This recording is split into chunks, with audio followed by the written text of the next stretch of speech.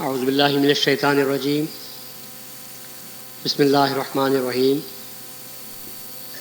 نحمدہ ونصلی علی رسولہ الکریم والمہدی الموعود علیہ الصلاۃ والتسلیم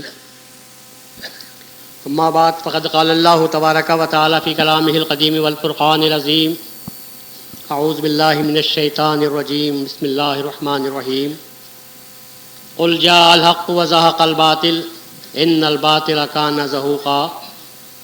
عمائدین شہر، برادران ملت، عزیز نوجوانوں، محترم خواتین اور پیارے بچوں، آج ہی کی مقدس رات ہے کہ جس کی گزرنے کے بعد فجر صادق کے وقت میں یہ آواز سنائی دی تھی اور سننے والوں نے اس آواز کو سنا تھا۔ مژدے جا فضا سنا دیا گیا تھا اللہ کی جانب سے قرآن کی آیت کے ذریعے۔ ایک معظم، ایک محترم ہستی کے وجود، ہستی کی آمد کے سلسلے میں کھلے بند و اعلان ہوا تھا کہ حق آ گیا اور باطل مٹ گیا، اور بے شک باطل مٹنے ہی والا تھا۔ تحقیق کرنے والوں نے تحقیق کیا، نتیجے پر پہنچے اور یہ بات معلوم ہوئی جو ہستی تشریف لائی ہے وہ معمولی ہستی نہیں ہے۔ جو ہستی آئی ہے وہ عام بشر نہیں، وہ عام انسان نہیں ہے، بلکہ شکل بشر میں وہ ہستی آئی ہے کہ جس کو اللہ تبارک و تعالیٰ نے حق کے نام سے یاد کیا ہے۔ لوگوں، بشر کو، شکل کو نہ دیکھو۔ شکل مختلف قسم کی ہوا کرتی ہے۔ دیکھنے والی نظریں فقط شکل کو نہیں دیکھا کرتی بلکہ شکل میں جو چیز پنہا ہوتی ہے اس کو دیکھا جاتا ہے۔ انسان کی قدر بھی جو ہوتی ہے، ہم دیکھتے ہیں کہ یہ جسم جو ہمارے پاس ہم کو اللہ تبارک و تعالیٰ نے دیا ہے یہ فقط ایک لباس ہے۔ جس طرح ہم اپنے جسم کو بچانے کے لیے لباس کو پہنتے ہیں اور جب وہ میلا ہو جاتا ہے تو پتہ نہیں کتنی مرتبہ ہم لباس کو بدلتے رہتے ہیں، لیکن اندر جو چیز ہے وہ اپنی جگہ پر محفوظ ہوتی ہے۔ جسم کی حفاظت کے لیے لباس کو پہنا جاتا ہے اور روح کی حفاظت کے لیے اللہ نے جسم کو عطا کیا ہے۔ اور یہ جسم بھی جب اس قابل نہیں ہوتا تو جسم کو بدلنے والے تو روح ایسے بھی ہوا کرتے ہیں جو اس کو بدل دیتے ہیں، اور سب سے زیادہ بدلنے والی ہستی تو سب سے پہلے تو جس ہستی نے دنیا کو بتا دیا وہ یہ فرما دیا کہ یہ جسم کثیف ہے، یہ جسم موٹا ہے، یہ جسم سڑتا گلتا ہے، یہ جسم مکان رکھتا ہے، یہ جسم پر زمانہ آتا ہے، یہ جسم پر بیماری آتی ہے، یہ جسم بغیر سہارے کے اوپر ٹک نہیں سکتا، مگر رسول اللہ صلی اللہ علیہ وسلم کے ذریعے سے اللہ تبارک و تعالیٰ نے بتا دیا کہ نہیں، ہم نے جو جسم عطا کیا ہے وہ جسم ایسا بھی ہو سکتا ہے کہ اس جسم کو نورانی جسم سے جب بدل دیتے ہیں تو وہ نہ زبان دیکھتی ہے نہ مکان دیکھتا ہے وہ جسم۔ وہ لباس کو آپ نہ کسی جگہ پر مقید کر سکتے ہیں، نہ یہ کہہ سکتے ہیں کہ وہ معلق رہتا ہے، کسی سہارے کی ضرورت ہے۔ معراج کے ذریعے اللہ تبارک و تعالیٰ نے رسول اللہ صلی اللہ علیہ وسلم کے اس مقام کو ظاہر فرما دیا کہ اب تک لوگ یہ کہہ رہے تھے کہ سب یہ ہماری طرح کا بشر ہے، ہماری طرح کا جسم رکھتا ہے، ہماری طرح کا جسد اس کے پاس ہے، یہ کھانے کا محتاج ہے، پینے کا محتاج ہے، بیوی بچوں کا محتاج ہے، ایک جگہ پر رہتا ہے، اس کو بھی زمانہ چاہیے، اسے بھی مسافت درکار کرنے کے لیے وقت کی ضرورت ہے۔ اللہ تبارک و تعالیٰ نے اعلان کر دیا کہ نادانو، تم نے سمجھا نہیں، یہ فرش کا نہیں، یہ عرش کا بندہ ہے۔ یہ فرش پر رہنے والا نہیں ہے، یہ عرش پر رہنے والا ہے۔ چنانچہ جب تم نے اس کو فرشی بنا دیا، تم نے اس کو مکی بنا دیا، تم نے اس کو مدنی بنا دیا، تم نے اس کو ہاشمی بنا دیا، تم نے اس کو مطلبی بنا دیا، تم نے اس کو حجازی بنا دیا، تم نے اس کو تہامی بنا دیا، تم نے اس کو عربی بنا دیا، تم نے اس کو دنیاوی بنا دیا، تم نے اس کو فرشی بنا دیا۔ اللہ نے کہا میرا بندہ، میرا نور، اور تم لوگوں نے بانٹ لیا۔ اب ایک وقت ایسا آتا ہے کہ میں بتا دیتا ہوں کہ وہ نہ تہامی ہے، نہ حجازی ہے، نہ عربی ہے، نہ مکی ہے، نہ مدنی ہے، نہ دنیاوی ہے، پھر کیا ہے؟ تو اللہ کہتا ہے سبحان الذی اسریٰ بعبدہ۔ ہم اس کو اپنے پاس بلاتے ہیں ہم اس کو اپنے پاس بلاتے ہیں. تم تو عرش کہتے ہو نا اس جگہ کو جہاں پر خدا رہتا ہے, تم اس کو عرش کہتے ہو. نادانو, مجھے مقام کی قید نہیں, میں عرش پر کیوں بیٹھا رہوں گا؟ اگر تم نے مجھے عرش پر بٹھا دیا تو تم نے اپنے جیسا مجھ کو بھی بنا لیا. میں تم جیسا نہیں, میں عرش پر بیٹھنے والا نہیں. اگر یہ معنی ہے کہ عرش پر جو رہتا ہے وہ اللہ ہے, تو ہم نے رسول کو عرش پر بلا لیا. اب بتاؤ کیا کہتے ہو؟ اب بتاؤ کیا کہتے ہو؟ اب بھی تم اس کو بندہ کہتے ہو؟ اب بھی تم اس کو محمد کے نام سے یاد کرتے ہو؟ عرش پر قدم رکھنے والے کو تم کس نام سے پکارتے ہو؟ یہ دیکھو ایک بشر نے عرش پر اپنا قدم رکھ دیا. اب کیا کہتے ہو؟ عقل کہتی ہے خدا کہنا چاہیے. عقل کہتی ہے خدا کہنا چاہیے. شریعت کہتی ہے خاموش, یہاں زبان ہلانے کی گنجائش نہیں. یہ شریعت کی پابندی ہے. شریعت کہتی ہے کہ نہیں, محمد کو عبداللہ ہی کہنا چاہیے, ہرگز اللہ اس کو نہیں کہنا چاہیے. ہم نے فقط تم کو بتانے کے لیے یہ مقام عطا کیا تاکہ تم اپنے جیسا جو کہتے تھے, خبردار اپنے جیسا نہ کہو. پھر کیا کہو؟ یہ کہو کہ ایسا بشر ہے جو ہماری سمجھ میں بھی آتا نہیں. ایسا بشر ہے جو ہماری سمجھ میں نہیں آتا. اس کو نہ خدا کہو نہ بشر کہو. پھر کیا کہو؟ تم اس کو سمجھ نہیں سکتے. مگر اتنا تو ہے کہ معمولی بشر کی حیثیت سے اس کا نام نہ لو, وہ عام نہیں ہے. جس طرح اللہ تبارک و تعالیٰ کا کلام انہی حروف سے بنا ہے جن حروف سے تم بات کرتے ہو, جن الفاظ سے تم بات کرتے ہو. قرآن بھی انہی الفاظ سے بنا ہے, قرآن بھی انہی حروف سے بنا ہے. لیکن تمہارے ہی الف بے تے کے ذریعے تم بات کرتے ہو, تم کتابیں لکھتے ہو, تم اشعار لکھتے ہو, اور اسی الف لام میم, اسی تا سین, اسی تا ہا, اسی ہا میم عین سین قاف, اسی کاف ہا یا عین صاد, یہی حروف تو ہم بھی استعمال کرتے ہیں. لیکن کیا تم کلام خدا کو اپنے جیسا کلام سمجھ سکتے ہو؟ اگر نہیں سمجھ سکتے تو جب تم نے بات کو جب تم سمجھ نہیں سکے تو ذات کو کیا تم سمجھ سکتے ہو؟ حالانکہ وہ کلام بھی اللہ تبارک و تعالیٰ کا انہی حروف سے بنا ہے جن حروف سے تم بات کرتے ہو. اسی طرح رسول کو بھی وہی ہاتھ دیے گئے, پاؤں دیے گئے, آنکھ دی گئی, ہاتھ دیے گئے, اور اسے بھی دل دماغ دیا گیا. جیسا حروف سے بنا ہوا تمہارا بھی کلام ہے, حروف سے بنا ہوا اللہ کا بھی کلام ہے. لیکن اللہ کے کلام کی کیا عظمت ہے؟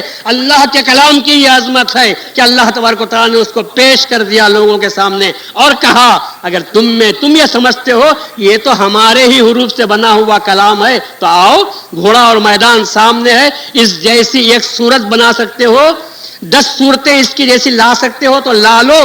جب لوگوں نے کہا نہیں 10 صورتیں ہم بنا نہیں سکتے, تو اللہ نے کہا ایک چھوٹی سی صورت بنا کر لا لو, اور اتنا بھی نہیں ہو سکا تو اللہ نے آخری مرتبہ اعلان کر دیا اس جیسی ایک آیت تو تم بنا کر لا لو. اور جب کہتے ہو یہ انہی حروف سے ہمارا کلام بنا ہے تو ایسا بنا سکتے ہو تو تم بنا ڈالو. ارے کلام الہی ہے, تمہاری کیا مجال کہ جس کو تم بنا سکو. حروف کو دیکھ کر کلام کو تم بنا نہیں سکتے. حروف کی حروف ہے, حروف میں جو ترتیب آئی ہوئی ہے, زور بیان جو اس میں ہے, سراست جو اس میں ہے, فصاحت جو اس میں ہے, بلاغت جو اس میں ہے, اعجاز جو اس میں ہے, آئندہ کی خبریں جو اس میں ہیں, گزشتہ کے واقعات جو اس کے اندر ہیں, کلام میں جو زور ہے وہ تمہارے کلام میں کہاں پیدا ہو سکتا ہے؟ اور تم جب تک اپنے کلام کو زوردار بنانے کے لیے جھوٹ کی آمیزش نہیں کرتے اس وقت تک تمہارا کلام پرزور نہیں بن سکتا. کسی آدمی کی تعریف کرنا ہو تو تم اس کو چاند بناتے ہو, حالانکہ وہ آدمی انتہا درجہ کالا رہتا ہے, پر ہم تو کہتے ہیں واہ کیا چاند کا ٹکڑا ہے, چاند کا ٹکڑا کہتے ہیں اس کو. مگر اس لیے کہ تم اپنی خوبصورتی ظاہر کرنے کے لیے جھوٹ بولنے پر تم مجبور ہوتے ہو. ایسا دنیا کا کوئی کلام آپ کو نہیں ملے گا جو بات سچی کرتا ہو, لیکن اس کلام میں وہ زور ہو کہ جھوٹے بنا ہوا کلام بھی اس کے سامنے مان پڑ جائے. اللہ تبارک و تعالیٰ نے کبھی اپنے کلام میں مثالیں بھی بیان فرمائی تو کبھی اللہ تبارک و تعالیٰ نے مبالغے سے کام نہیں لیا، حقیقت کو بیان کیا، اور یہ قرآن ہی کا کام ہے، حقیقت بیان کرتا ہے، صداقت بیان کرتا ہے، لیکن وہ کلام میں زور ہے کہ ساری دنیا کے بڑے بڑے ادبا، فصحا، بلغا، شعراء سب کے سب بھی جمع ہو جائیں اور مقابلہ کرنے کی کوشش کریں، یہ کہے کہ صاحب ہم اس کا مقابلہ کر دیں گے، یہ تو ہمارے جیسا کا انسان ہے، تو اللہ نے کہا کہ تم کو قیامت تک کے لیے تم کو چیلنج دیا جاتا ہے کہ تم اس جیسی ایک آیت کو بنا کر لا لو ہمارے سامنے، تو ہم کہیں گے کہ ہاں تم بھی بنا سکتے ہو، جس طرح اللہ کا مقابلہ تم نہیں کر سکتے، اللہ کے کلام کا مقابلہ تم کیا کر سکتے ہو؟ جس طرح ان حروف سے کلام بنا ہے تو اس کا مقابلہ تم نہیں کر سکتے، تو ان اعضاء سے جو رسول بنا ہے اس کا مقابلہ تم کیا کر سکتے ہو؟ حروف کو دیکھ کر اللہ کے کلام کو بھی حروف کا مجموعہ سمجھنے والوں، ہاتھ پاؤں اور ناک کان اعضاء کو دیکھ کر رسول کو اپنے ایسا بشر سمجھنا بھی ایسا ہی ہے جیسا حروف کو دیکھ کر اللہ کے کلام کو اپنے کلام کے جیسا سمجھ لینا۔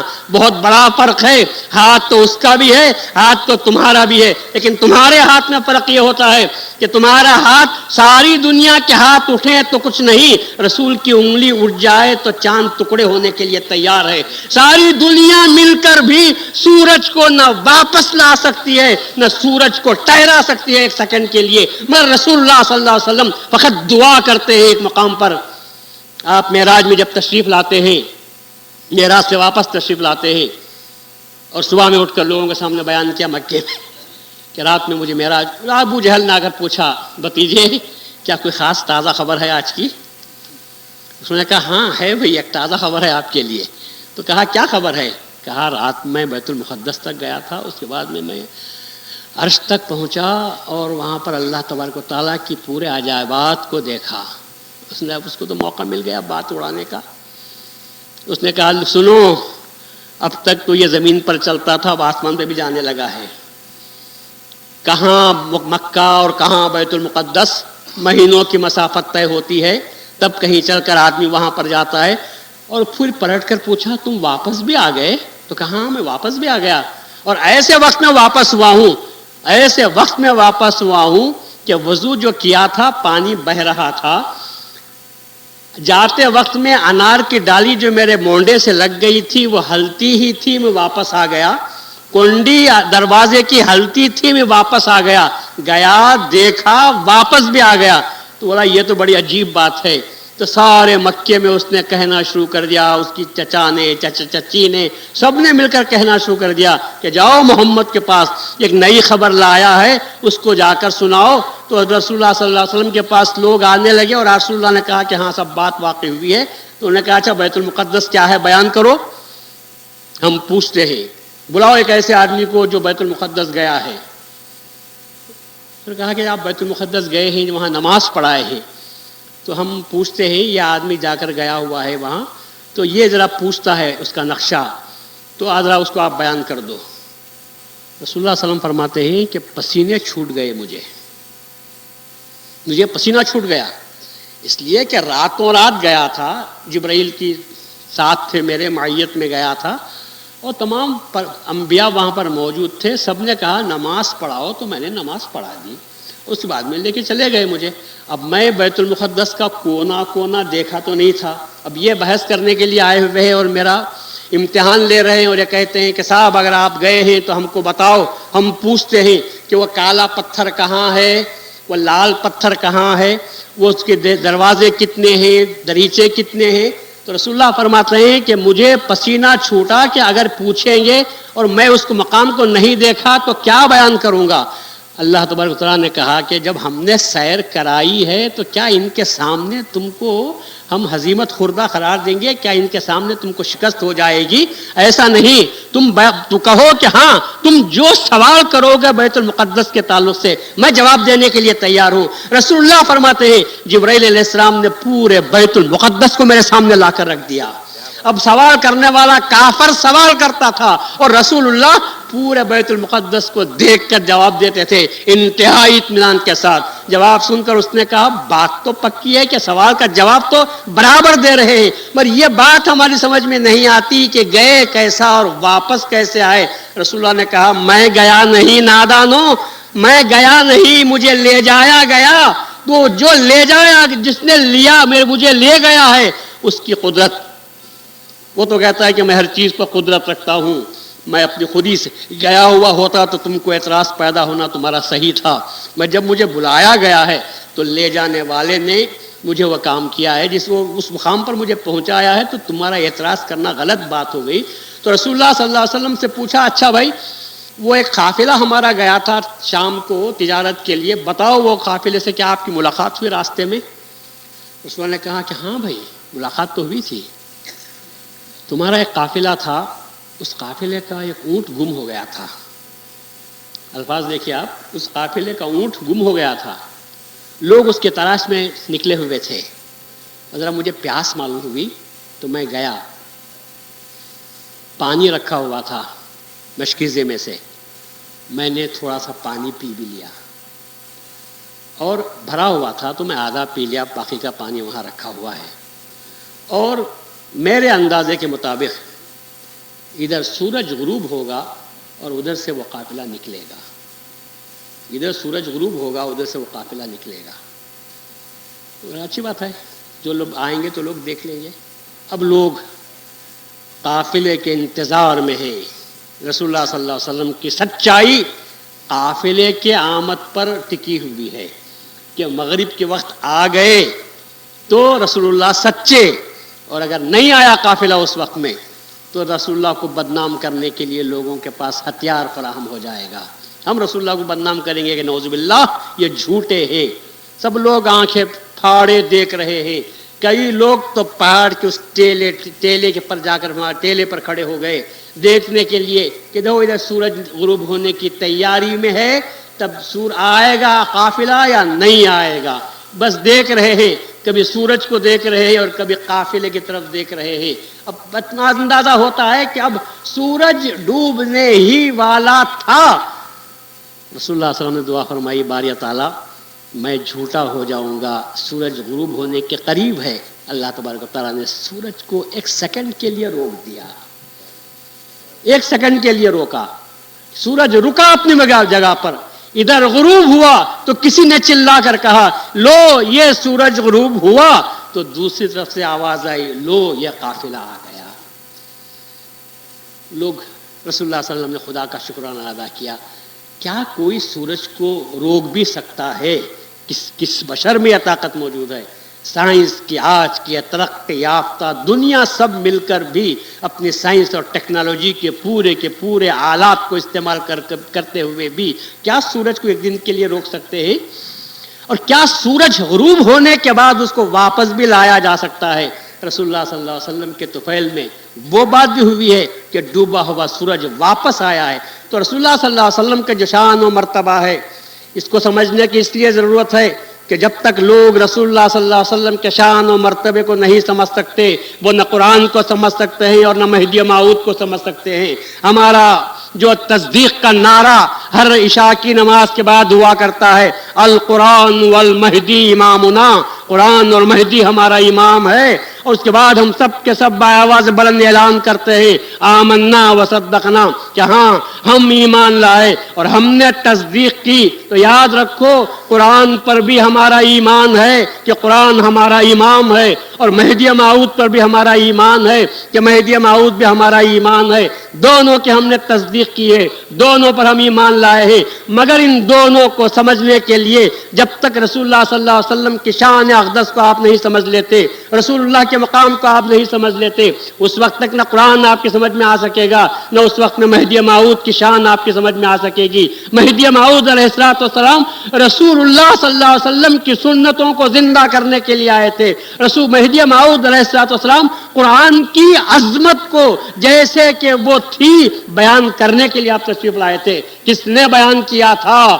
کس نے بیان کیا تھا کہ قرآن عشق نامہ ہے؟ قرآن کو تو کسی نے شفا سمجھ کر، لوگوں نے شفا سمجھا تھا اور بیماریوں کو دور کرنے کا ذریعہ قرآن کو سمجھا تھا. کسی نے تو اس کو نجات کا نسخہ سمجھا تھا اور یہ کہتے تھے کہ قرآن پڑھیں گے تو ہم کو نجات ملے گی، قرآن پڑھائیں گے تو ہمارے مردوں کو بخشوایا جا سکے گا، ہمارے مردوں کو نجات مل سکتی ہے۔ قرآن کو کسی نے وظیفہ حیات سمجھا، قرآن کو کسی نے وسیلہ نجات سمجھا، قرآن کو کسی نے ذریعہ شفا یا امراض سمجھا، لیکن قرآن کیا ہے اس کو حقیقت میں اگر کسی نے بیان کیا تو صرف مہدی موعود علیہ السلام تھے، جنہوں نے بیان کیا کہ نادانوں وسیلہ نجات بھی ہے، ضابطہ حیات بھی ہے، ذریعہ شفا بھی ہے، مگر قرآن عشق نامہ ہے۔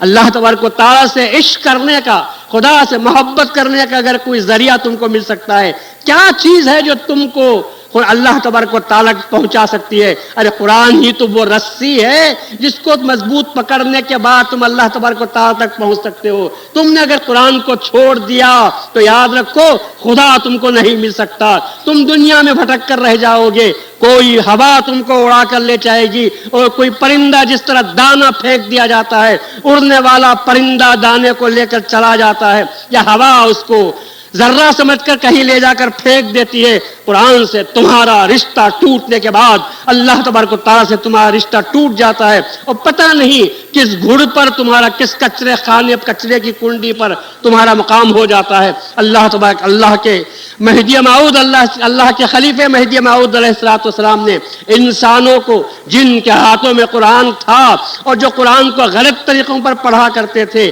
مہدی موعود علیہ السلام نے ان کے ہاتھوں سے نکالا اور ان کے سینوں میں ڈال دیا، اس کے معارف پیدا کیے، اسرار کو بیان کیا، رموز کو بیان کیا، نکات کو بیان کیا، اللہ سے ملنے کا راستہ بتایا، اور صاف طور پر کہا قرآن مہدی کو لوگ اسی نہیں سمجھ سکتے، اسی لیے مہدی موعود کو لوگ نہیں سمجھ سکتے کہ جو قرآن کو نہیں سمجھے وہ مہدی کو کیا سمجھیں گے، اور جو رسول کو جنہوں نے نہیں سمجھا وہ مہدی موعود کو کہاں سمجھیں گے۔ کیا رسول کو دیکھنے والا ابو لہب نہیں تھا؟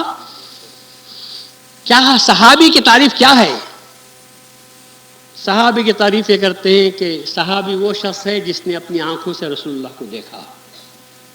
تو کیا ابو جہل کو بھی صحابی کے نام سے یاد کرتے ہیں؟ میں تو سمجھتا ہوں کہ صحابہ نے جتنا دیکھا ہوگا اس سے زیادہ ابو جہل نے دیکھا ہے رسول اللہ صلی اللہ علیہ وسلم کو۔ ابو لہب نے دیکھا اس لیے کہ چچا تھا، پیدا ہوتے ہی اس نے پہلے جا کر دیکھنے والوں میں تو ابو لہب ہی تھا، ابو جہل ہی تھا۔ چھوٹے سے نومولود بچے کو دیکھا تھا اس نے جتنا دیکھا ہوگا کسی نے نہیں دیکھا، مگر ابو جہل کو مردود قرار دیتے ہیں، ابو جہل کو صحابی کے نام سے یاد نہیں کرتے، اور ایک آدھ مرتبہ جس نے ایمان کی حالت میں دیکھ لیا اس کو صحابی کے نام سے یاد کرتے ہیں۔ ویسے قرنی نے دیکھا بھی نہیں پھر بھی صحابہ میں اس کا شمار کرتے ہیں، ویسے قرنی نے دیکھا تک نہیں پھر بھی اس کا شمار صحابہ میں ہوتا ہے۔ آخر اس کا سبب کیا ہے؟ معلوم یہ ہوا فقط آنکھ سے دیکھنے کو صحابیت کا شرف نصیب نہیں ہوتا، ایمان کی حالت میں دیکھنا چاہیے۔ دیکھنا ہو تو ایمان کی حالت میں دیکھو۔ پھر بھی میں نے ناقص تعریف کی ہے، پوری تعریف میں نے نہیں کی۔ پوری تعریف یہ ہے کہ ایمان کی حالت میں دیکھا ہو اور ایمان کی حالت میں مرا بھی ہو۔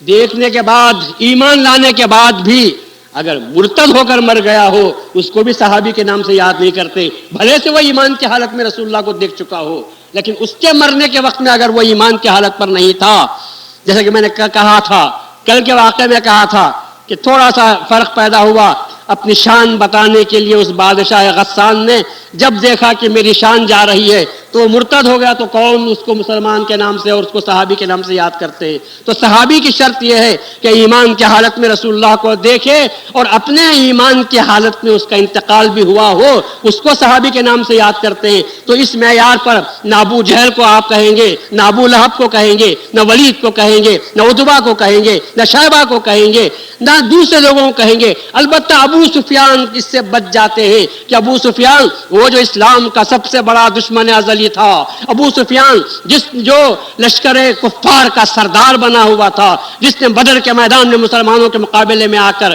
انتہائی مہارت کے ساتھ جنگ کرنے کی کوشش کی، جس نے احد کے مقام پر رسول اللہ صلی اللہ علیہ وسلم اور آپ کے اصحاب کے ساتھ بہت ہی کامل مہارت کے ساتھ جو لڑنے کی کوشش کی تھی، اور پتہ نہیں فتح مکہ تک جس نے مسلمانوں کو ہر قدم پر ناقص طور پر انتہائی ذلت کے ساتھ شکست دینے کی جس نے کوشش کی تھی، اور رسول اللہ صلی اللہ علیہ وسلم کے چراغ مصطفی کو جس نے دنیا سے بجھا دینے کی کوشش کی تھی، فتح مکہ کے دن جب وہ ایمان لا لیتے ہیں تو رسول اللہ صلی اللہ علیہ وسلم نے نہ صرف ابو سفیان کو معاف کر دیا بلکہ اس کی بیوی ہندا کو بھی آپ نے معاف کر دیا، اگرچہ کہ ہندا نے رسول اللہ صلی اللہ علیہ وسلم کے چچا کا جگر کاٹ لیا تھا، آنکھ کاٹی تھی، ناک کاٹ لی تھی، کان کاٹ لیے تھے، پورا جسم چیر دیا تھا، جگر نکال کر کلیجہ نکال کر چبایا تھا، لیکن نگل نہ سکی تو تھوک دیا تھا۔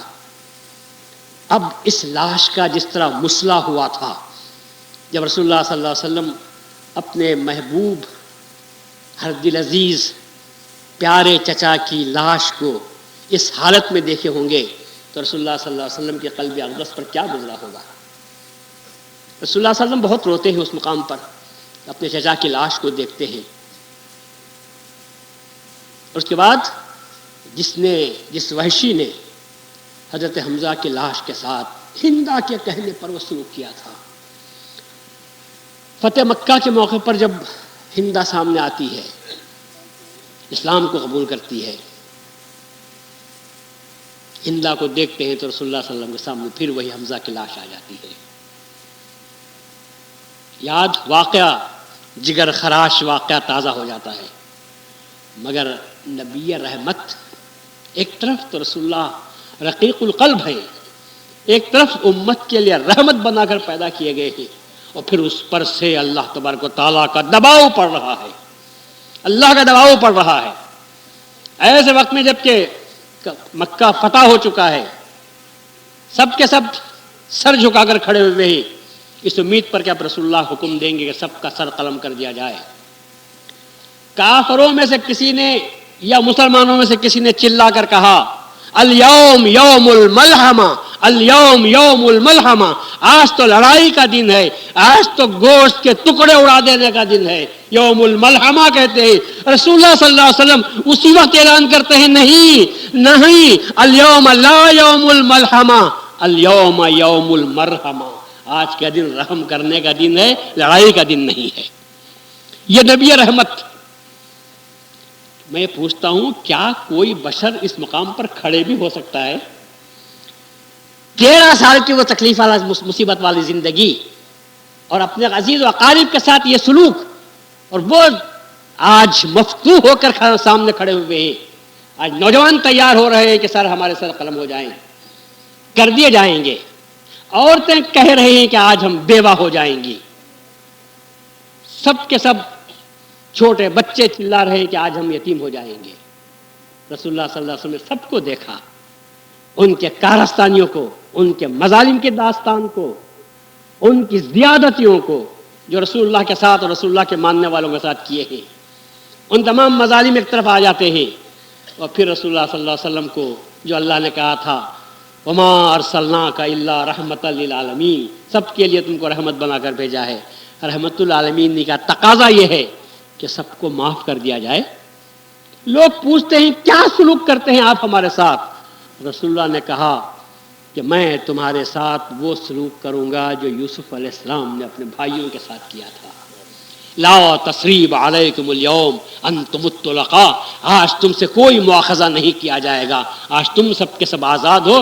میں یہ کہتا ہوں یوسف نے تو اپنے بھائیوں کو معاف کیا تھا، رسول اللہ نے اپنے دشمنوں کو معاف کیا ہے۔ وہاں تو سوتیلے بھائی تھے مگر بھائی تو تھے، بھائی کو بھائی، بھائیوں کو بھائی نے معاف کیا ہوگا، مگر یہاں رسول اللہ نے فقط بھائیوں کو نہیں بلکہ کٹر دشمنوں کو معاف کرتے ہوئے یوسف علیہ السلام پر بھی آپ سبقت لے جاتے ہیں اور دنیا کو درس دیتے ہیں. ستانے والے ستاتے رہیں، لکھنے والے لکھتے رہیں، بھونکنے والے بھونکتے رہیں، مگر اہل اللہ کا یہ کام ہوا کرتا ہے کہ وہ صبر کے دامن کو مضبوطی کے ساتھ پکڑے رہیں اور کبھی بھی انتقامی کارروائی کرنے کی کوشش نہ کریں، بدلے کی کارروائی کرنے کی کوشش نہ کریں. اس لیے کہ بدلے کی کارروائی میں بات ختم نہیں ہوتی، بدلے کی کارروائی میں بات آگے بڑھتی ہوئی چلی جاتی ہے. اور اللہ تبارک و تعالیٰ کے حکم ہے رسول اللہ صلی اللہ علیہ وسلم کو، وَاصْبِرْ وَمَا صَبْرُكَ إِلَّا بِاللَّهِ، اے رسول صبر کرتے جاؤ اور تمہارا صبر اللہ کے ساتھ ہے. وَلَا تَحْزَنْ عَلَيْهِمْ، اور ان پر رنجیدہ بھی نہیں ہونا، غمگین بھی نہیں ہونا. وَلَا تَكُ فِي ضَيْقٍ مِّمَّا يَمْكُرُونَ، اور وہ جو کارستانیاں کرتے ہیں، وہ جو مکر و فریب تمہارے واسطے استعمال کرتے ہیں، اپنے دل کو بھی تنگ نہ کرنا.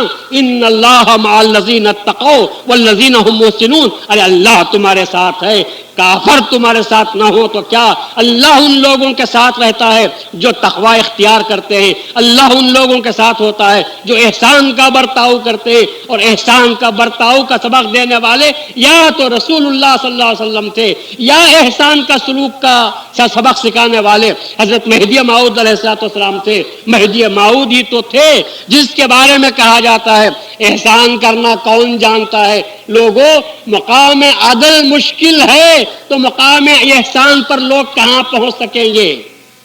عدل کا مقام بہت مشکل ہے، انصاف کے مقام پر لوگ ٹک نہیں سکتے، احسان کا مقام کہاں سے آئے گا؟ عدل کے معنی انصاف کرنے کے ہیں. چھوٹی سی مثال دے کر میں سمجھاؤں آپ کو.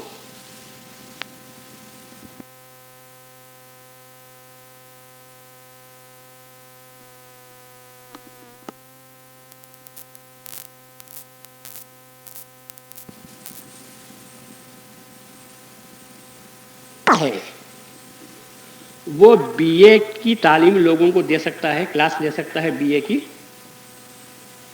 اس لیے کہ وہ بھی بی اے پڑھا ہوا ہے.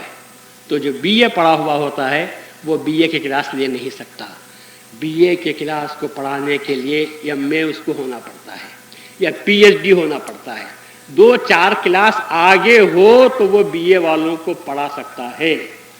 کم کا درجے والا تو پڑھا نہیں سکتا، برابر کے درجے والا بھی پڑھا نہیں سکتا، اونچا درجہ ہو تو پڑھا سکتا ہے. عدل کی تعریف دینے کے لیے ایک آدمی عادل بھی ہو جائے تو کیا وہ لوگوں کو عدل کی تعریف دے سکتا ہوگا؟ نہیں دے سکتا. عدل کے معنی انصاف کرنے کے، انصاف کے مقام پر بیٹھنے والا لوگوں کو انصاف کی تعلیم دے نہیں سکتا، بلکہ انصاف کی تعلیم، عدل کی تعلیم دینے کے لیے 1-2 سیڑھی اوپر چڑھنا پڑتا ہے. عدل سے جو اونچی سیڑھی ہے وہ مرتبہ احسان ہے. اللہ تعالیٰ نے مہدی موعود کو احسان کے مقام پر پیدا کیا، اس کے بعد کہا یہ مہدی وہ ہے جو دنیا میں عدل و انصاف قائم کرے گا.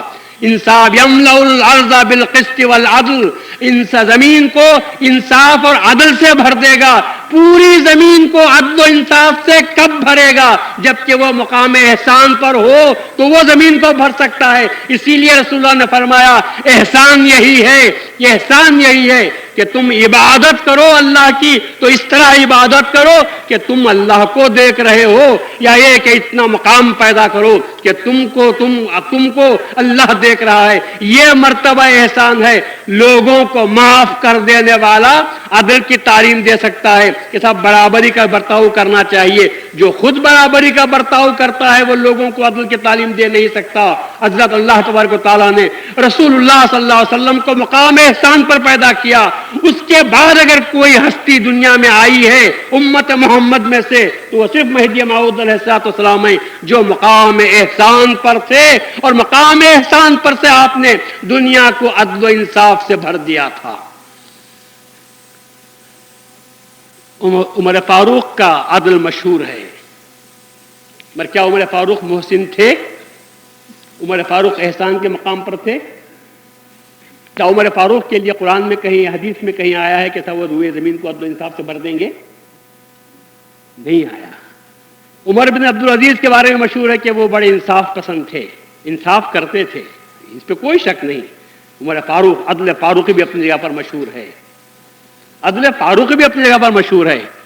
اور بعض جگہ تو عمر فاروق اتنا آگے بڑھ جاتے تھے کہ خود رسول اللہ صلی اللہ علیہ وسلم سے مقابلہ کر لیا تھا، رسول اللہ سے مقابلہ کر لیا تھا. صلح حدیبیہ کے موقع پر جب معاہدہ ہوتا ہے اور ذرا دبے ہوئے شرطوں سے معاہدہ ہوتا ہے، عمر فاروق برداشت، مسلمان کوئی برداشت نہیں کر سکا تھا، لیکن سب میں زیادہ رسول اللہ عمر فاروق رضی اللہ عنہ برداشت نہیں کر سکے. جب معاہدہ لکھا جا رہا تھا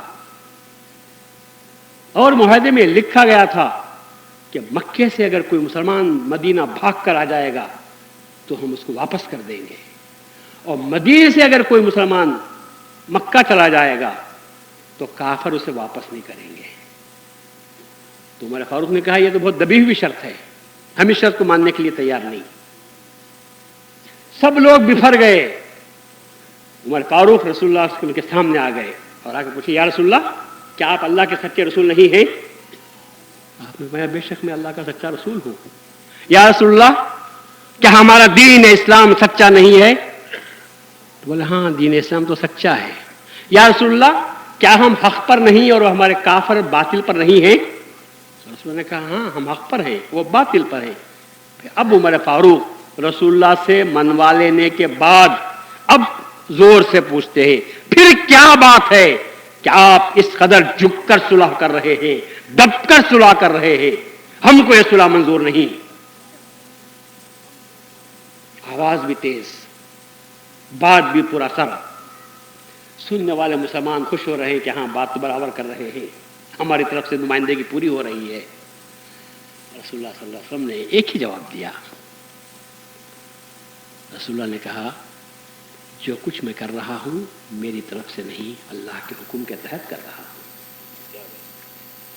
وحی کی بنیاد پر میں کر رہا ہوں، میں اپنی طرف سے نہیں کر رہا ہوں. جب تم مجھے اللہ کا رسول مانتے ہو تو میرے یہ کام کو بھی سمجھنا چاہیے کہ اللہ کی وحی میرے پاس آئی ہوئی ہے. عمر فاروق لرز جاتے ہیں، کہتے ہیں کہ یا رسول اللہ میں معافی چاہتا ہوں، میں جوش میں، اسلام کے جوش میں، مسلمانوں کی محبت کے جوش میں آپ کی وجہ سے میں آگے بڑھ گیا تھا، میں اب میں معافی چاہتا ہوں. عمر فاروق کہتے ہیں کہ ساری زندگی مجھے اس بات کا خدشہ رہا کہ میں نے رسول اللہ کی آواز پر اپنی آواز کو کیسے بلند کر لیا، کیوں میں نے آواز کو بلند کر لیا. سینکڑوں جانوروں کو قربان کرتے ہیں، ہزاروں قیدیوں کو آزاد کر دیتے ہیں. اللہ ایک گناہ مجھ سے ہو گیا ہے کہ میں نے رسول کے ساتھ بات کر لی ہے، تو میں اس سے معافی چاہتا ہوں، تو مجھے معاف کر دے. کہیں ایسا نہ ہو کہ میری بلند کی ہوئی آواز کے مقابلے میں قیامت کے دن میرے سارے اعمال حبیطہ ہو کر رہ جائیں گے. میں معافی چاہتا رہتا ہوں.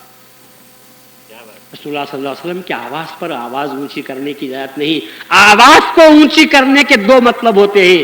ایک تو یہ کہ اگر کوئی میرے سامنے بیٹھ کر میری آواز پر اپنی آواز کو بلند کر کے بات کرے، اس کو بھی آواز بلند کرنا کہتے ہیں. اور ایک آواز بلند کرنے کا طریقہ یہ ہے کہ کوئی میری بات کو کاٹ کر بات کرتا ہے، وہ بھی آواز کو بلند کرنے کی بات ہوتی ہے. رسول اللہ نے جو کہا لا ترفعوا اصواتکم فوق صوت النبی، اے ایمان والو رسول کی آواز پر اپنی آواز کو اونچی مت کرو. فقط یہ ظاہری آواز کو اونچی کرنے کی بات نہیں، رسول اللہ جس کام کا حکم دیتے ہیں اس کو کاٹنے کی کوشش نہ کرو. اور جب رسول اللہ نے حکم دیا کہ مہدی آنے والا ہے، وہ آئے تو جاؤ اس کے ہاتھ پر بیعت کرو. اور اگر لوگ کہتے ہیں ہم اس حدیث کو ماننے کے لیے تیار نہیں، تو کیا رسول کی آواز پر اپنی آواز کو بلند نہیں کر رہے ہیں؟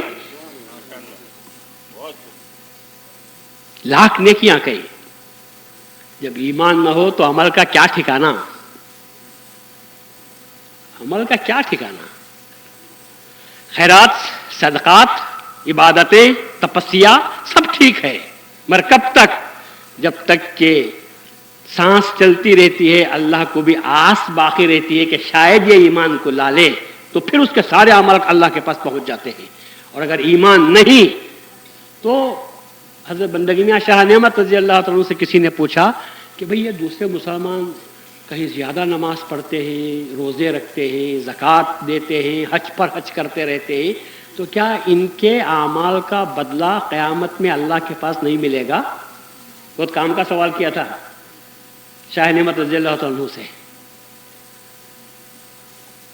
تو حضرت بندگی میں شاہ نعمت رضی اللہ عنہ جھاڑ کے نیچے، نیم کے جھاڑ کے نیچے بیٹھے ہوئے تھے.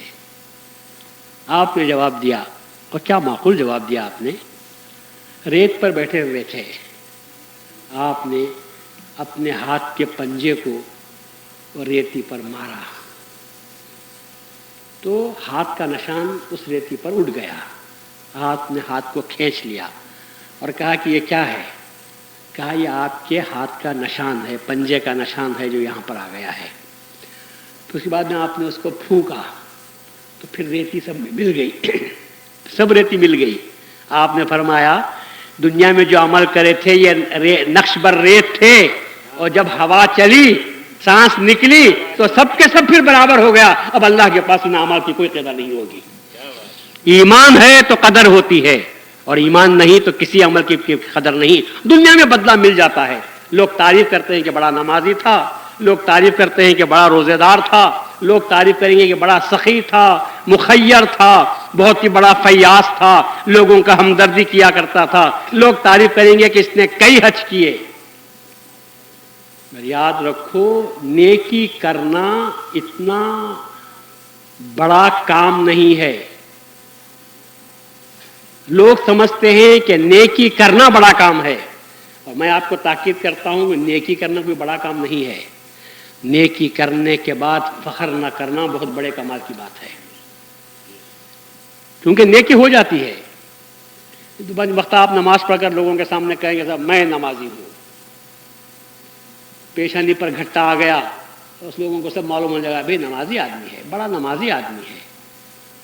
لوگ کہتے ہوں تو الگ بات ہے، کبھی اپنے دل میں بھی خیال نہیں کرنا چاہیے کہ میں 5 وقتہ نمازی ہوں. کیونکہ دل میں جب خیال ہوا تو یہ دل میں آپ کی طرف سے خیال نہیں ہو رہا ہے، شیطان کی طرف سے خیال ڈالا جا رہا ہے.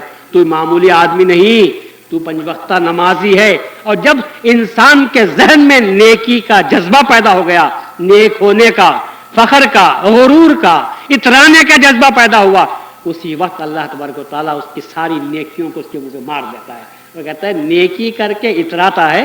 ارے نیکی کرنے کے بعد تو میرے دربار میں شکر ادا کرنا چاہیے کہ مالک میں کس کام کا کہ مجھ سے نیکی ہو سکے، یہ تو تیرا فضل تھا کہ مجھ سے نیکی ہو گئی ہے. ایک آدمی نے 21 حج کیے.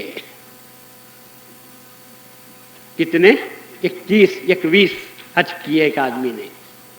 ذرا فخر پیدا ہوا، غرور پیدا ہوا اسے کہ میں نے 20 حج کیے ہیں میری زندگی میں، کون ہے اتنے حج کر سکتا ہے.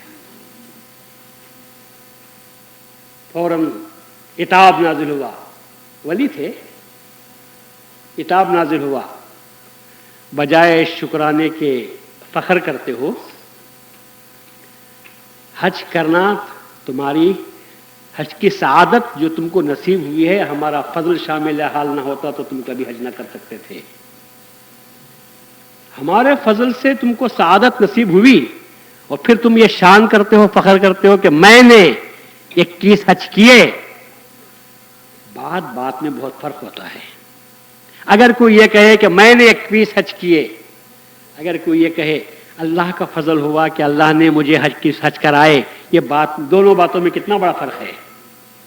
ایک نے حج کو اپنی طرف منسوب کیا اور ایک نے حج کو اللہ کی طرف منسوب کیا.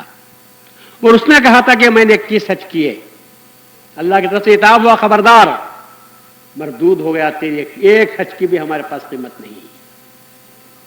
بندگی میاں رضی اللہ تعالیٰ نے کیا اونچی بات فرمائی ہے. آپ نے فرمایا کہ جو عمل تیری نظر میں آ جائے وہ شرک ہے. جو عمل خود تیری نظر میں آ جائے. اس لیے نیکی کرو تو پیچھے پلٹ کر بھی نہ دیکھو کہ میں نے نیکی کی ہے، آگے بڑھتے ہوئے چلے جاؤ. پلٹ کر نہ دیکھو کہ میں نے کتنے حج کیے، کتنی نمازیں پڑھی، کتنے خیرات کیے. اگر اپنے دل میں بھی سوچو گے تو شیطان ورغلا دے گا تم کو، اور تم جو راندہ درگاہ ہو جاؤ گے. نیکی کرو اور آگے بڑھتے ہوئے چلے جاؤ، اور پھر یہ کہتے ہوئے جاؤ مالک، رسول اللہ صلی اللہ علیہ وسلم نے کہا کہ ما عبدنا کا حق عبادتی کا، اے اللہ جیسی تیری عبادت کا حق ہے ہم نے وہ عبادت نہیں کی، اور مہدی موعود جس نے دنیا کو عرفان کے جام پلا دیا، عرفان کا سمندر لٹا دیا، مہدی موعود جو فرماتے ہیں الہی ما عرفناک حق معرفتک، ہم نے تجھے جیسا سمجھنا چاہیے ویسے سمجھ نہ سکے۔ جس مہدی کے ذریعے سے لوگوں کو مہدی موعود کی اللہ تبارک و تعالیٰ کا عرفان نصیب ہوا، معرفت نصیب ہوئی، آپ فرماتے ہیں ما عرفناک حق معرفتک، جیسا سمجھنا چاہیے ہم تجھے نہیں سمجھ سکے۔ تو جب مہدی فرماتے ہیں تو ہم اور آپ کس شمار کے کس قطار کے، کیا ہماری عبادت اور کیا ہمارا عرفان اور کیا ہماری نیکیاں ہو سکتی ہیں۔ تو جب اس ولی کو اللہ کا عتاب اور کہا کہ صاحب تمہارے کوئی حج ہمارے پاس قبول نہیں، سب مردود ہوتے ہیں، تو بیچارہ پریشان ہوا، باہر نکلا بازار میں اور آواز لگائی، ہے کوئی آدمی جو میرے 21 حج کو ایک روٹی کے قیمت میں خرید سکتا ہے؟ 21 حج کی قیمت کیا رکھی اس نے؟ ایک روٹی۔ اگر کوئی ایک روٹی مجھے دے دے تو میں اپنے 21 حج کا ثواب اسے دینے کے لیے تیار ہوں۔ ہے کوئی جو 21 حج کا ثواب ایک روٹی دے کر لے سکتا ہے؟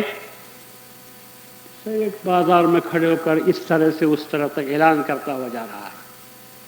ایسے میں ایک آدمی آیا، پیچھے سے آیا، پیٹھ میں ایک زوردار گھونسا مارا، پلٹ کر دیکھا تو آدمی کھڑا ہوا، وہ کیا ہے؟ بیوقوف، 21 حج کی قیمت ایک روٹی رکھ رہا ہے، اتنی مہنگی؟ 21 حج کا ثواب کیا رکھ رہا ہے؟ ایک روٹی، اتنی مہنگی؟ تیرے باپ نے تو پوری جنت کو ایک گیہوں کے دانے کے عوض میں بیچ دیا تھا۔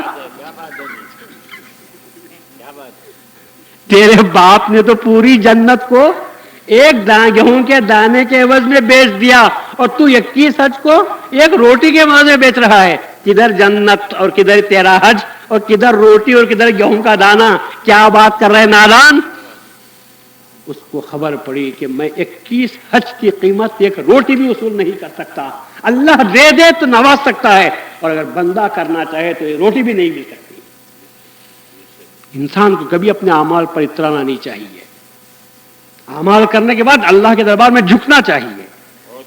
جس طرح پھل لگتا ہے جھاڑ کو تو پھل اوپر نہیں جاتا، شاخوں کو نیچے جھکا دیتا ہے، اسی طرح عمل کے پھل اگر آپ کو لگے ہوئے ہوں تو اونچا نہیں ہونا چاہیے اور جھک جانا چاہیے وزن سے، اور زیادہ جھکنا چاہیے۔ جتنے زیادہ ہوتے ہیں اتنے زیادہ ڈالیاں نیچے جھک جاتی ہیں تاکہ بچے بھی توڑ کر کھا سکیں۔ تو اعمال ایسے نیکی کے پیدا کرو کہ سر جھکتا ہوا چلا جائے اور اللہ کی سرزمین سے تمہارا سر لگے، اس کو نیکی کے نام سے یاد کرتے ہیں۔ نیکیاں پیدا ہونے لگے اور سر کے درخت کی طرح سیدھا ہو جائے تو معلوم یہ ہوا کہ نیکی نہیں ملی، تجھے نیکیاں نہیں مل رہے ہیں، ریاکاری مقصود ہے، نمائش مقصود ہے، نمود مقصود ہے، لوگوں کو دکھاوا مقصود ہے، تصنع مقصود ہے، بناوٹ مقصود ہے، اور اللہ کہتا ہے کہ میں ریاکار کو کبھی معاف نہیں کرتا۔ شرک کے بعد اگر کوئی درجہ ہے تو ریاکاری کا ہے، کیونکہ شرک کے معنی اللہ کے ساتھ کسی کو قرار دینا، اللہ کے ساتھ کسی اور کو عبادت کرنا شرک۔ اور ریاکار کیا کرتا ہے؟ ریاکاری یہ کہ اللہ کے لیے عبادت کرتے کرتے اپنے نفس کو بھی داخل کرتا ہے، میں کر رہا ہوں، اللہ کہتا ہے تو بھی تو مشرک ہے کہ میری عبادت میں تیرے نفس کو تو نے شامل کر لیا، تو بھی مشرک سے کم نہیں ہے۔ اور مہدی موعود فرماتے ہیں ارے یہ جب تک انسان شرک سے بچتا نہیں اس وقت تک اللہ کا دیدار اس کو نصیب نہیں ہو سکتا۔ فمن کان یرجو لقاء ربہ فلیعمل عملا صالحا ولا یشرک بعبادت ربہ احدا، اپنی عبادت میں کسی کو شریک نہ کرے، یہاں کوئی نہیں تو خود شریک ہو رہا ہے، تو کیا ایسی مشرکانہ عبادت کو اللہ قبول کرے گا؟ اور جب تک خود ہی داخل ہوگی تو خدا کہاں سے اس کو مل سکے گا؟ تو یہ بات ہوئی انسان کے عمل کی۔ مہدی موعود کی تشریف آوری کا مقصد جس طرح شرک کے جلی سے رسول اللہ نے بچایا تھا، مہدی موعود نے شرک خفی سے بچایا ہے۔ رسول اللہ کا کام شرک جلی سے بچانا تھا، ظاہری طور پر جو مشرکانہ حرکات ہو رہے تھے، بتوں کی پوجا ہو رہی تھی، خانہ کعبہ میں رکھے ہوئے بتوں کو گرانا یہ رسول اللہ صلی اللہ علیہ وسلم کا کام تھا، اور رسول اللہ نے وہ کام کر لیا۔ میں آپ سے پوچھتا ہوں، خانہ کعبہ افضل یا انسان کا دل افضل؟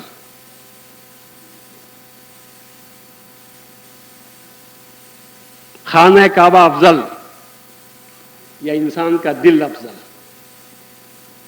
لوگ تو کہتے ہیں خانہ کعبہ افضل ہے،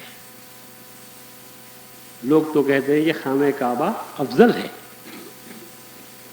میں کہتا ہوں کہ انسان کا دل افضل ہے۔ خانہ کعبہ کو کس نے بنایا معلوم ہے آپ کو؟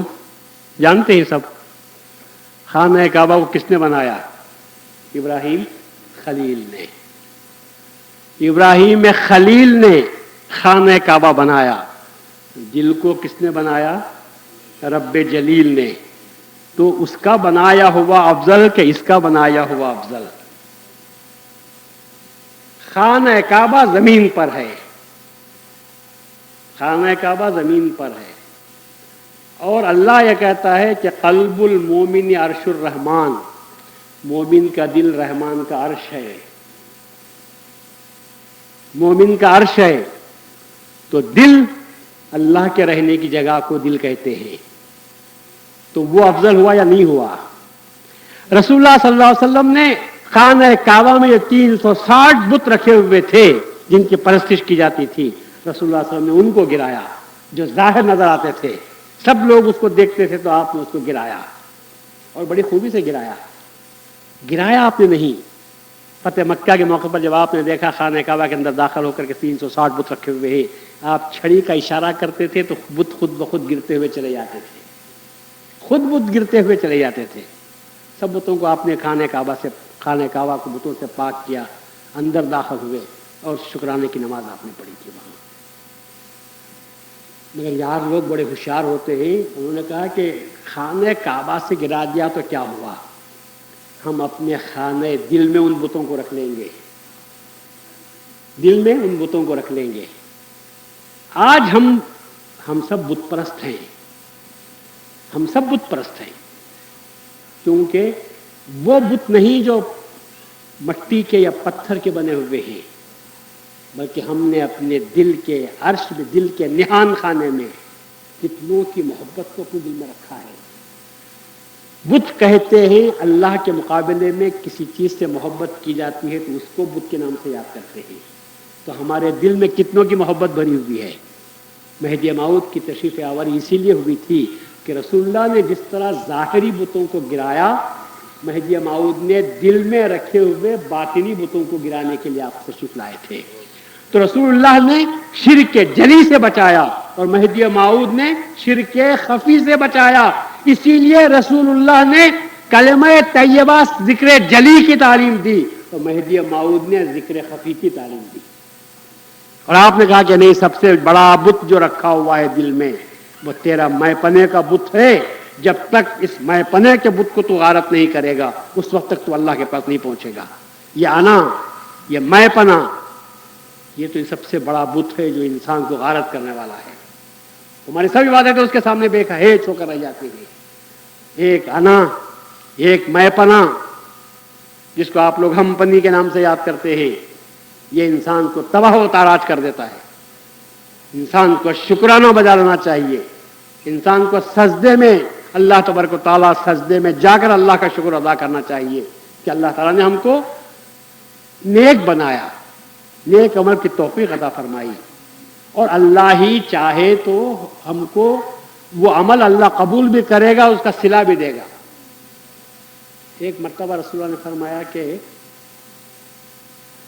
تم میں سے کوئی اپنے عمل کے ذریعے سے نجات نہیں پا سکتا، تم میں سے کوئی اپنے عمل کے ذریعے سے نجات نہیں پا سکتا۔ عام طور پر لوگ کیا بولتے ہیں، انسان تو نجات ہوتی ہے تو کس سے ہوتی ہے؟ عمل سے ہوتی ہے۔ مگر رسول اللہ نے کیا فرمایا؟ تم میں سے کوئی اپنے عمل کے ذریعے سے جنت میں نہیں جا سکتا۔ تو صحابہ نے پریشان ہو کر پوچھا، یا رسول اللہ انتا کیا آپ پر بھی یہی کیفیت ہے کہ آپ کو بھی آپ کا عمل خدا سے بچا نہیں سکتا؟ آپ نے فرمایا بلا، کیوں نہیں، میری بھی یہی حالت ہے کہ میرا عمل بھی مجھے بچا نہیں سکتا۔ پھر کیا چیز بچاتی ہے انسان کو؟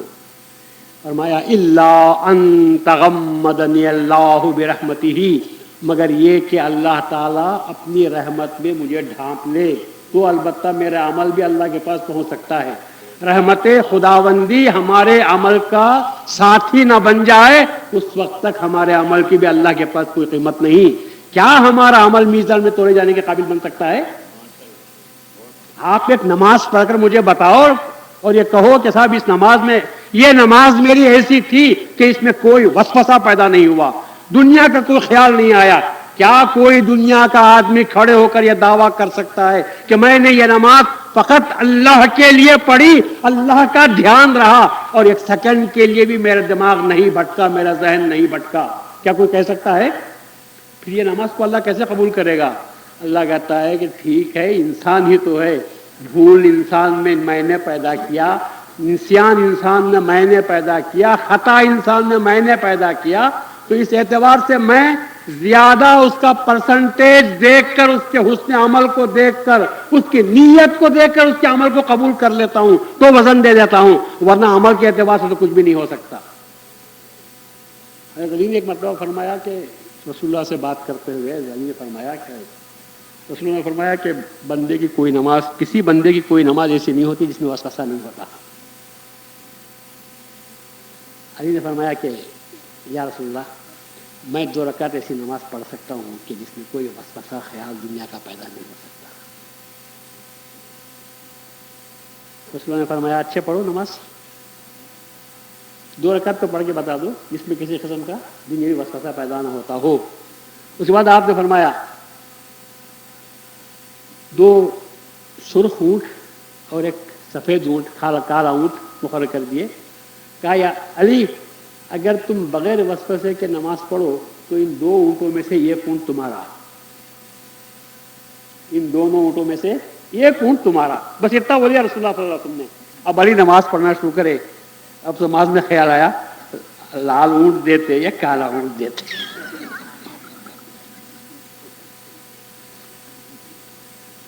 اتنا سا وسوسہ تو پیدا ہوا۔ سلام پھیرنے کے بعد میں رسول اللہ نے پوچھا علی کیا ہے؟ تو وہی یا رسول اللہ ایک وسوسہ آ گیا تھا۔ میں نے کہا میں تو یہی کہا تھا کہ شیطان وسوسے برابر ڈالتا رہتا ہے، مگر مومن وہ ہے جو میدان چھوڑ کر نہ بھاگے، مومن وہ ہے جو پچ پر کھڑے رہے، رن ہو کہ نہ ہو مگر باؤلر کا مقابلہ کرنا چاہیے۔ حالانکہ وہ ہارڈ فاسٹ بولنگ کرتا ہو، مگر بیٹسمن تو وہی ہوتا ہے جو پچ نہ چھوڑے اور اپنے وکٹ کو بچا کر رکھے۔ رن بعد میں بنتے ہوئے چلے جائیں گے، پہلے تو مقابلہ کرنا چاہیے۔ اسی لیے کہا گیا وسوسہ پیدا ہوتا ہو تو ہوتا ہو مگر نماز تو پڑھتے رہو، اس لیے کہ کبھی کبھی ایسا بھی ہوتا ہے کہ بولر لوز بال دیتا ہے تو چھکا مار دیتے ہیں اور رن بنتے ہوئے چلے جاتے ہیں۔ تو شیطان بھی کبھی کبھی ہوتا ہے کہ تھک جاتا ہے، تو جب وہ تھکے گا اور تم پچ پر رہو گے تو تم رن بناتے ہوئے چلے جاؤ گے، اور جہاں بنائے تو اللہ نے اس کو قبول کر لیا۔ تو مہدی موعود علیہ السلام کی بعثت کا مقصد یہی تھا کہ تم اپنی جگہ پر کھڑے رہو، ریاکاری سے بچو، وسوسوں سے آپ کو بچانے کی کوشش کرو اور قائم ہو جاؤ، ثابت قدم ہو جاؤ اپنے مقام پر، تو پھر تمہاری بات مقام پیدا ہو سکتا ہے، تمہارے لیے آئندہ رن بنانے کا کافی موقع پیدا ہو سکتا ہے۔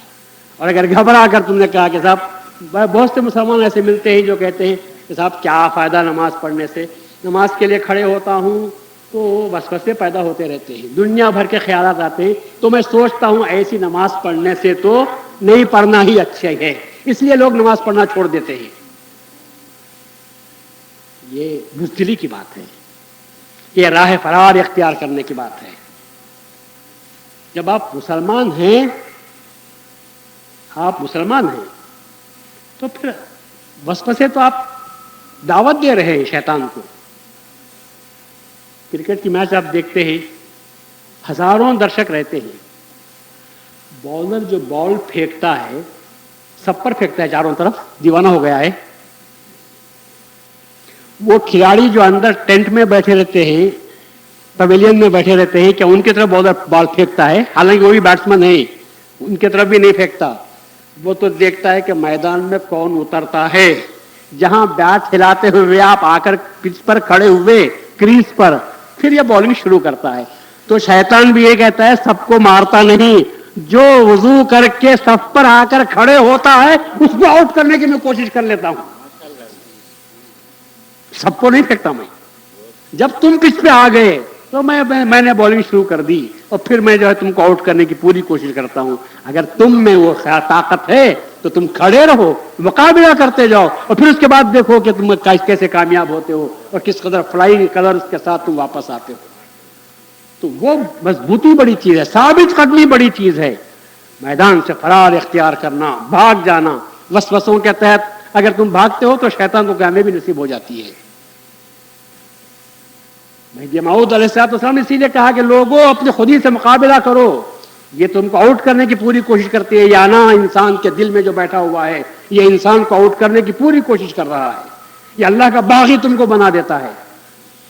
तो तुमको चाहिए कि तुम उस मुकाम से बढ़ो और फिर इसीलिए आपने ताकीद की कि वो मुकाम पैदा करो कि तुम नमाज में अल्लाह तबारक व तआला को देख रहे हो, और नहीं तो कम से कम इतना ख्याल तो तुम कर सकते हो कि खुदा तुमको देख रहा है। अगर सेकंड के लिए भी बात पैदा हो जाए, जो अल्फाज बोल रहा हूं इसको याद रखो, एक सेकंड के लिए भी नमाज में यह ख्याल पैदा हो जाए कि अल्लाह हमको देख रहा है, तो मैं कहता हूं कि वो नमाज अल्लाह के पास कबूल हो जाती है। हालांकि एक सेकंड की बात होगी, बात एक सेकंड की होगी। लोगों, मैं आपसे सच कहता हूं, अल्लाह हमारे पूरे नमाजों को कबूल नहीं करता, हमारे पूरे नमाजों को कबूल नहीं करता। अल्लाह हमारे पूरे सजदों को कबूल नहीं करता, क्योंकि पता नहीं हमारे क्या क्या हालात हैं। हम आकर नमाज पढ़ते रहते हैं, घर में बीवी बच्चे सताने लगे तो नमाज पढ़ने के लिए आ गए, दुकान पर बैठे हुए हैं, कर्जदार मांगने के लिए आया तो नौकर को बोलकर गए, अगर आकर पूछे सेठ क्या है तो बोले नमाज पढ़ने गए हैं। तो ये जो नमाज पढ़ी जा रही है अल्लाह के लिए नहीं, वो जो आ रहा है वक्त पर उससे बचने के लिए। तो पता नहीं कितनी हमारी नमाजें हैं जो हमारे मकसद के लिए पढ़ी जाती हैं, और कितनी नमाजों में से एक नमाज ऐसी होती है जो अल्लाह के लिए कबूल की, अल्लाह के लिए की जाती है। अल्लाह वो एक सजदे को कबूल करता है, उस सजदे के तुफैल में जिंदगी की पूरी नमाजों को अल्लाह कबूल कर लेता है। और वो अल्लाह इसीलिए कहता है कि मैं टूटे हुए दिलों के नजदीक हूं, मैं टूटे हुए दिलों के नजदीक हूं। पता नहीं किस आदमी का दिल कब टूटता है। एक वक्त में आदमी मौज और मस्ती में रहता है, एक वक्त में आदमी का दिल टूटता है, और टूटे हुए दिल के साथ जब कहता है कि दुनिया बेकार है, ये सब धोखा है, कोई साथ देने वाला नहीं, सिर्फ मेरा अल्लाह है जो साथ दे सकता है। इस तासुर के साथ जब वो नमाज पढ़ने के लिए आता है और जब वो सजदे में सर रखेगा तो उसका जवाब, उसका ख्याल तायीद करता है, वो यकीन के साथ सजदा करता है कि दुनिया में अब कुछ नहीं सिवाय अल्लाह के, मेरा साथ देने वाला कोई नहीं। तो ये जो तासुर पैदा हुआ, अल्लाह कहता है बंदगी के माने तो यही है कि तू सबको छोड़ और मेरे पास आ जा और अपने आजिज़े का इजहार कर। जब ये होने लगा तो अल्लाह उस सजदे को कबूल करता है, उस सजदे की बरकत से अल्लाह पूरी नमाजों को जिंदगी भर की कबूल कर लेता है। इसीलिए हम कहते हैं पढ़ो पढ़ो, कुछ भी तुम्हारी हालत हो नमाज पढ़ो, खुशी की हालत हो नमाज पढ़ो, गम की हालत हो नमाज पढ़ो,